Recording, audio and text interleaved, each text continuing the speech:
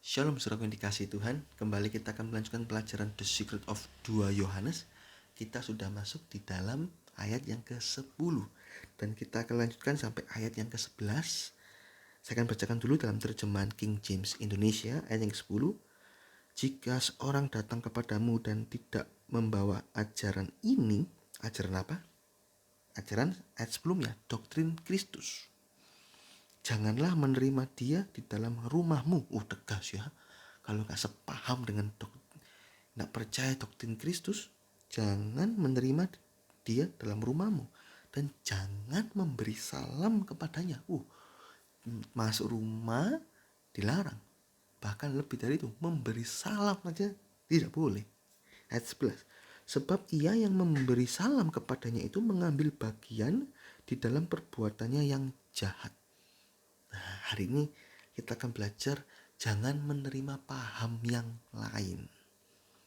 Kita belajar ayat 10-11 ini untuk memfilter semua yang datang dalam hidup kita. Jangan sampai apa yang datang justru merusak hidup kita. Ilustrasinya, kita ini memang tidak bisa melarang burung-burung berterbangan di udara di atas kepala kita. Tapi jangan sampai burung itu datang hinggap di kepala kita, mengeluarkan kotoran di atas kepala kita. Jangan harap. Mendekat aja kita usir.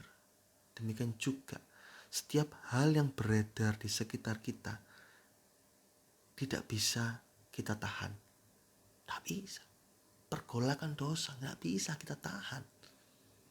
Tapi saat hal-hal yang jahat itu masuk dalam hidup kita, itulah yang menjadi keputusan kita. Kita mau menerima atau kita tolak. Lukas 12 ayat yang ke-57. Tidakkah engkau mengambil keputusan dari dirimu sendiri apa yang benar? Dalam 1 Tesalonika 5 ayat yang ke-21 dikatakan kita harus menguji segala sesuatu dan peganglah yang baik. Dalam 1 Yohanes 4 ayat yang ke-1 juga dijelaskan, kekasih janganlah percaya kepada setiap roh, tetapi ujilah roh-roh itu. Ini filter. Rasul Yohanes mengajarkan, menasihatkan untuk ayo filter, cek, saring yang benar, diterima yang gak benar jangan diterima. Paulus dalam Roma 16 ayat yang ke-19 juga mengajarkan untuk memfilter, bahkan sampai hal-hal yang baik pun juga difilter. Kok bisa? Hal yang baik, kita harus bijaksana terhadap apa yang baik, karena apa yang baik belum tentu berguna buat rohani kita. 1 Korintus 6 ayat yang ke-12. Misalnya belajar kan bagus, tapi belajarnya itu waktu dengarkan khotbah di gereja. Pendetanya khotbah, kita belajar untuk ujian besok. Itu baik, tapi tidak berguna karena dilakukan saat dengar firman. Kalau dengar firman ya harus taat, harus sungguh-sungguh seperti dengar Allah berfirman. Setelah kebaktian baru belajar. Nah, itu yang benar. Nah, jadi hal yang baik belum tentu berguna. Jadi kita harus memfilter juga. Apalagi yang jahat harus ditolak. Karena pergaulan yang jahat bisa merusakkan kebiasaan yang baik. Dalam 1 Korintus 15 ayat yang ke-33. Nah, pada konteks ayat yang ke-10 dan ke-11, 2 Yohanes 1 ayat 10-11, yang disaring ini adalah ajaran firman Tuhan. Kita tidak bisa menahan orang-orang menyampaikan ajaran-ajaran firman. Bahkan di YouTube ini banyak sekali pengajaran-pengajaran dari hamba-hamba Tuhan. Banyak. Tapi kita bisa menyaring ajaran-ajaran tersebut. Jika tidak sesuai dengan kebenaran firman, jangan sekali-kali kita menerima. Kita tidak menerima dalam rumah kita, bukan berarti kita bermusuhan. Ini masuk lebih dalam tentang jangan menerima dia di dalam rumahmu dan jangan memberi salam kepadanya. Ini jangan diartikan enggak boleh masuk rumah, diusir. Bukan seperti itu, bukan berarti kita bermusuhan. Kita harus ingat bahwa permusuhan atau kebencian itu berasal dari si jahat. 1 Yohanes 3 ayat 10. Jadi arti ayat ini bukan untuk bermusuhan, bukan untuk saling pukul-pukulan, bertengkar, perbedaan pendapat, bertengkar.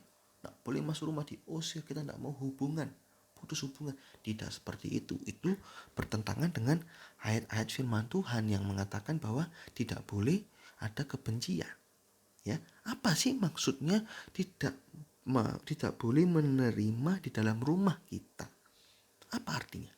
Ini artinya jangan sampai ajaran-ajaran atau oknumnya atau pribadi atau orang yang membawa ajaran itu, yang mengajarkan ajaran itu masuk dalam rumah kehidupan kita, termasuk dalam rumah iman kita. Siapa rumah iman kita? Itulah orang-orang yang menjadi beban pelayanan kita. Ini kalau dalam konteks 2 Yohanes 1 ayat 9-10 ini, surat 2 Yohanes ini adalah ibu yang terpilih.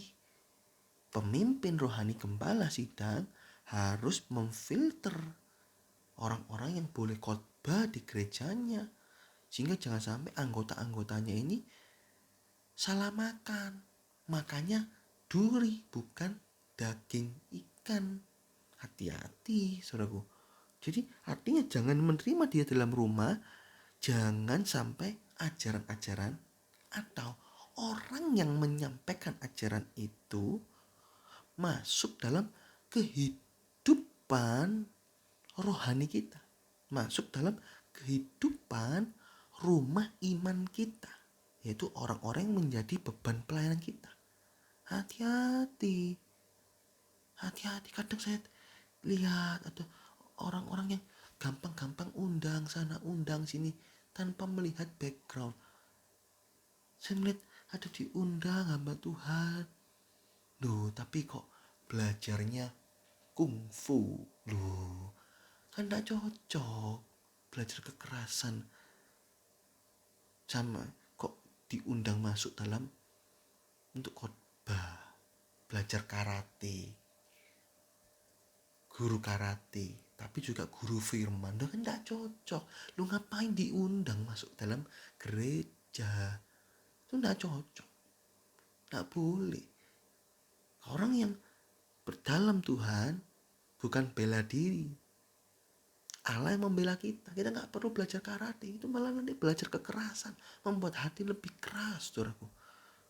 Lebih, ayo kamu berani, aku belajar karate dan hitam. Nah, ngundang hamba Tuhan, tapi hamba Tuhan tersebut kawin cerai. Loh, kan aneh ya. Kalau itu bagian dari masa lalu, 10-an tahun dia belum bertobat, dia cerai, terus dia menikah lagi sama istri yang kedua, terus dia bertobat, ya sudah.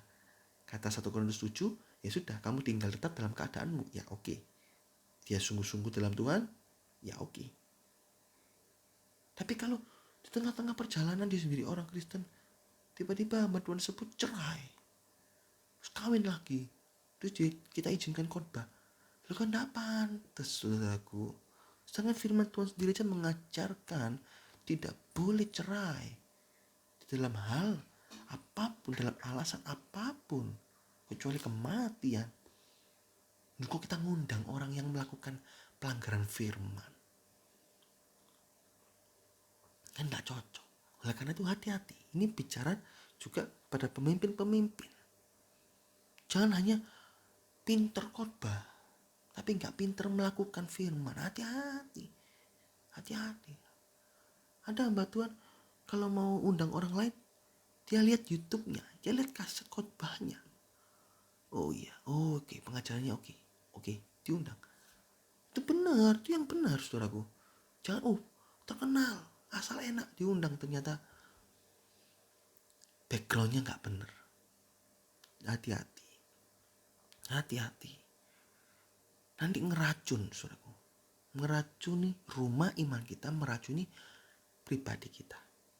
ajarannya bertentangan, sesat, bahaya.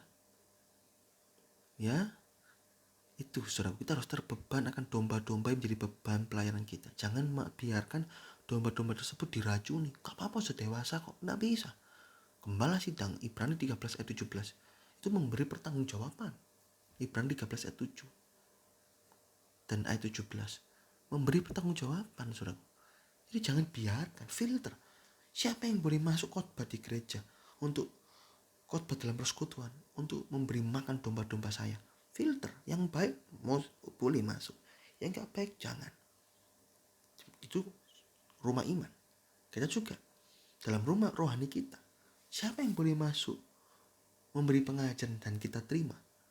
Yang sesuai firman Tuhan boleh masuk dalam rohani kita, kita terapkan dalam hidup rohani kita, kita terima. Nah, tapi kalau nggak cocok firman, kita tolak. Apakah kita tolak itu kita benci? Tidak. Tetap jadi teman, tetap kita ngobrol. Loh kok seperti itu, apa nggak salah, nggak seperti ini ayatnya, tetap nggak mau diterima, ya sudah, kita doakan, tetap kita hubungan baik. Tapi masalah pengajaran, tutup pintu rumah, dalam tanda kutip, rumah rohani kita, rumah iman kita. Tapi masalah pertemanan, tetap ada hubungan baik. Ya saudaraku. Kedua, jangan memberi salam. Nah, tidak memberi salam ini juga bukan berarti permusuhan, melainkan jangan ada penyambutan atau pengaminan. Ya benar, tidak boleh. Yang salah kita harus salahkan. Efesus 5 ayat yang ke-11. Kita berteman dengan hamba Tuhan, oke, benar, baik. Tapi pada saat dia khotbah, barang siapa tabur 2 rumah dapat 4 rumah, barang siapa tabur 4 rumah dapat 8 rumah. Kita harus salahkan. Nggak benar loh ajaran itu. Firman Tuhan mana yang mengatakan tabur 2 rumah dapat 4 rumah? Nggak ada. Tabur itu korban, tidak harap kembali. Penuai itu dari Allah, bukan kita. Kita cuma tabur korban karena kita nggak bisa membalas cinta kasih Tuhan. Dengan apa akan ku balas selain yang terbaik? Ini saudaraku, jangan kita memberikan doktrin-doktrin yang ngawur-ngawur, pengajaran ngawur-ngawur. Kita harus benci ajaran yang salah, tapi kasihi orangnya. Tegur, nasihat, Pak atau Brur atau Ko atau C atau D kalau lebih muda kita. Kok ajaranmu ini gak cocok dengan firman? Tuh, apa yang gak cocok? Gak terima. Terjelaskan ini. Gak bisa. Ya sudah. Tapi tetap kita berhubungan baik. Tapi kalau masalah ajaran tidak disambut. Kamu baik ambil aku, tapi kok sama ajaranku kamu gak mau terima? Iya, karena kita berbeda. Saya gak bisa sambut ajaranmu. Saya harus dibilang tegas. Kalau itu salah, saya salahkan. Tapi kalau itu benar, saya benarkan. Nah, benci dosanya, benci ajaran yang salah, kasihi orangnya. Yudas 1:23 dalam konteks yang lebih luas. Nah, dalam bahasa Inggris ayat yang ke-10 itu dikatakan neither bid him Godspeed. Dalam bahasa Inggrisnya ada istilah Godspeed. Artinya ini jangan memanggil atau menyambut. Nah, jangan disambut, jangan dibenarkan, jangan diaminkan, tapi disalahkan. Jika kita mendapat kesempatan untuk bertemu atau bisa berhubungan, maka kita harus dengan tegas menyalahkannya. Jangan pelin-pelan. Itu karena menjadi beban pelayanan. Ada kesempatan ya kita ngobrol. Juga jangan biarkan anggota atau domba-domba kita dengarkan khotbahnya dia. Pada waktu dengar khotbah, lu kamu dengar khotbah apa? Salah lu. Ajaran itu gak boleh lu. Keliru lu. Lu keliru di mana, Kak? Kelirunya di sini. Oh iya, menurut ya. Karena kita harus belajar firman Tuhan dengan murni. Oh iya, Kak. Nah, jangan sampai biarkan domba-domba diracuni, saudaraku. Jika kita nasihati orang tersebut dan mereka tidak mau menerima, tetap kasihi orangnya ya, tapi tetap tolak ajarannya. Jangan kita mewarta beritakan dalam media sosial. Zaman sekarang ini ajaran-ajaran salah, waduh, untuk menarik viewer kan biasa kan, misalnya ada ajaran yang salah. Kalau ajaran yang salah dari hamba Tuhan yang gak terkenal, itu gak mungkinlah disebut, gak mungkinlah disalahkan di YouTube. Tapi kalau ajaran hamba Tuhan tuh, hamba Tuhan yang terkenal, dimasukkan di dalam YouTube, disalah-salahkan, dimasukkan Instagram, disalah-salahkan.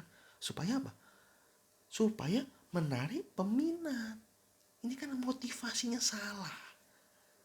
Jahat loh saudaraku. Itu salah. Loh, hamba Tuhan yang gak terkenal dia gak masukkan di YouTube, di Instagram. Tapi hamba Tuhan yang terkenal dia masukkan. Loh, kenapa ada perbedaan? Karena untuk uang, konten. Kalau namanya disebut gembala sidang gereja ini atau hamba Tuhan ini, tanggapan mengenai pernyataan khotbah hamba Tuhan ini, pendeta ini terkenal, wah orang lihat, wah apa rek, salah di mana rek? Maka dari itu konten YouTube saya tidak pernah memberikan sanggahan kritik terhadap hamba-hamba Tuhan. Menurut saya apakah benar atau tidak? Kalau saudara tanya seperti itu, saya katakan itu tidak benar. Itu tidak benar, saya tegas. Itu tidak benar. Karena itu bisa, pertama, memancing keributan. Walaupun memang salah ajarannya. Walaupun memang salah. Tapi pertama memancing keributan. Padahal kita sebagai anak-anak Tuhan tidak boleh memancing keributan. Kedua, Sem, Ham, dan Yafet. Saya selalu bicarakan ini saudaraku. Nuh mengutuk apa? Ham, Kanaan, dikutuk. Kenapa? Karena dia telanjang, dia mewarta beritakan di luar. Hei bapak telanjang. Tapi Sem dan Yafet mengatakan apa? Ambing selimut, kita mundur jalannya supaya gak melihat aurat ayah kita, ditutup. Ini yang benar. Sesama saudara seiman jangan diwarta beritakan. Oh pendeta itu salah, pendeta itu bejat, pendeta itu salah, pendeta itu ngawur. Itu diwarta beritakan di luar. Dan dunia melihat, orang-orang yang gak kenal Tuhan melihat, wih kok antar sesama sendiri aja saling bertengkar. Oh iya ya, hamba Tuhan itu ternyata ngawur ya, melakukan perzinahan. Waduh, ceritain mana-mana, apalagi YouTube, super share di Instagram, di share. Banyak orang kepahitan, aku gak mau jadi Kristen. Pendetonya aja bejat, apalagi anak buahnya, apalagi anggotanya. Aku gak mau jadi Kristen. Loh, kan jadi menghujat nama apa? Oleh karena engkau, nama Allah itu dihina, dijelek-jelekan. Karena kita yang mewarta beritakan juga, harusnya ditutup. Dengan cara bagaimana menutup? Ya, poin yang ketiga. Tadi poin pertama, nanti memancing keributan. Poin kedua, harus menutup, bukan mewarta beritakan. Ketiga, bagaimana cara menutup? Mendoakan. Didoakan. Tuhan ampuni hamba Tuhan ini salah pengajarannya, kurang tepat, atau bahkan menyesatkan. Misalnya homo boleh dikawinkan, lesbi boleh dikawinkan. Ya itu kan tidak tepat, ngawur, sesat. Ya kita harus ngomong, doa. Dan keempat, kalau memang itu kita kenal, kita telepon, kita DM, kita WA. Bro, kok saya dengar kamu khotbah gini kurang tepat, bro. Tapi kalau kita nggak kenal, ngapain kita keperluan konten kita warta beritakan? Karena biar tanggung jawabnya dia dan Tuhan. Siapa kita kok kita berhak menghakimi? Kita hanya mendoakan, menasihati. Ya saudaraku, jadi saya tidak setuju sama sekali orang-orang mewarta beritakan di media sosial kejelekan-kejelekan hamba, apalagi disindir-sindir, dihina-hina, dijelek-jelekan, itu tidak benar. Itu dosa, jahat di hadapan Tuhan. Ya. Nah, kesimpulannya saudaraku. Kesimpulannya, ajaran yang salah kita saring, jangan sampai masuk dan meracuni hidup kita dan rumah iman kita, domba-domba kita. Kemudian, jangan sampai masuk kan, jangan sampai masuk rumah, jangan beri salam. Artinya, jangan kita terima, tapi menyalahkan. Jangan disambut ajarannya atau pelin-pelan dengan tidak menyatakan tegas benar atau salah. Tapi tegas, harus tegas, sehingga membuat domba-domba bisa yakin, oh iya, gembalaku bilang itu salah, ya sudah, saya tidak mau ikut. Nah, ini saudaraku, jangan sampai kita teracuni dengan cara pelin-pelan itu. Harus tegas bilang, ya ini salah, ini benar, ini salah, ini benar. Nah, itu ayat 10 saudaraku. Di ayat yang ke-11 ini akibat orang yang memberi salam atau orang yang menerima dalam rumah ajaran yang salah itu. Nah, akibatnya adalah sebab ia yang memberi salam kepadanya itu mengambil bagian di dalam perbuatannya yang jahat. Orang yang menyambut ajaran yang salah sudah ambil bagian dalam perbuatannya yang jahat. Ini kalimat yang tegas, yaitu orang yang membiarkan ajaran salah masuk dalam hidupnya, dalam hidup domba-domba Tuhan, adalah orang yang sudah berbuat jahat. Itu kesimpulannya. Artinya, dengan kata lain, orang tersebut berdosa. Dalam Yakobus 4 ayat yang ke-17 mengatakan, orang yang tahu berbuat baik tapi tidak melakukannya, maka dia berdosa. Oleh karena itu, jangan kita biarkan ajaran-ajaran yang salah dan sesat itu masuk dalam hidup kita maupun masuk dalam rumah iman kita. Ini saudaraku ya, di ayat yang ke-11 dijelaskan tegas, orang yang memberi salam, yang menyambut itu sudah berbuat salah, berbuat jahat, berdosa. Coba kita periksa diri kita. Apakah ada ajaran-ajaran yang salah yang kita sambut, bahkan kita lakukan jadi pedoman hidup kita? Kita bertobat. Jangan buang semua. Tera dengan firman Tuhan, cocokkan dengan firman. Kalau tidak cocok, buang. Dan juga selama ini apakah kita membiarkan domba-domba kita, kalau kita sebagai pemimpin, kita biarkan mereka diracuni oleh ajaran-ajaran yang salah? Kalau betul, bertobat. Terus kemudian luruskan. Bahkan orang yang nampaknya ajaran yang sehat pada waktu khotbah, di dalam khotbahnya itu mungkin ada 1-2 pernyataan-pernyataan yang keliru, bukan sesat, bukan salah, cuma salah sedikit. Setelah dia selesai berkhotbah, mungkin minggu depannya gantian kita yang berkhotbah, kita harus bicara kepada domba-domba. Minggu lalu kita dapat pengajaran ini. Ya menurut saya sebagai gembala sidang, ini kurang tepat. Ini tidak tepat. Ayo kita mau mengambil keputusan tegas. Kita tidak mengambil ajaran seperti ini. Tapi yang selainnya oke, baik. Ya, domba-domba. Tapi hati-hati, saat ini kan streaming. Kalau disiarkan di YouTube, hati-hati nanti bisa jadi konten. Ya, kalau ada yang salah, kita tulis saja di WA ke pemimpin-pemimpin, ayo kamu bicara ke anak buah, ke anggota-anggota, ini ada yang keliru ajarannya. Kita kita luruskan supaya gak sampai domba-domba kita teracuni. Nah, itu saudaraku yang benar. Ya, orang yang mengambil salam itu sudah berbuat jahat, berdosa. Oke, puji Tuhan. Di video yang akan datang ini bagian terakhir tentang penutup. Puji Tuhan, Tuhan Yesus memberkati.